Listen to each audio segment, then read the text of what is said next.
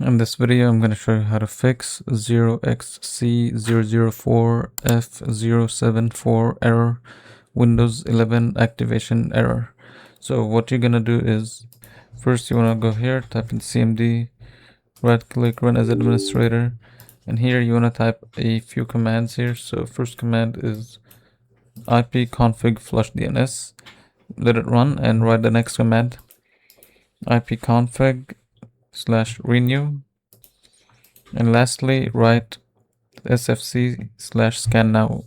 This might take a few minutes because this will scan through your folders and it will repair any corrupt folders. So once this is done, you can close it down and go here and type in Windows Update. So you want to go to settings. Here, go to troubleshoot settings, other troubleshooters, and make sure you go to Windows Update, run the Windows Update troubleshoot, and this will give you plenty of suggestions, guides, and solutions for errors that you might encounter. So I suggest you to look into this.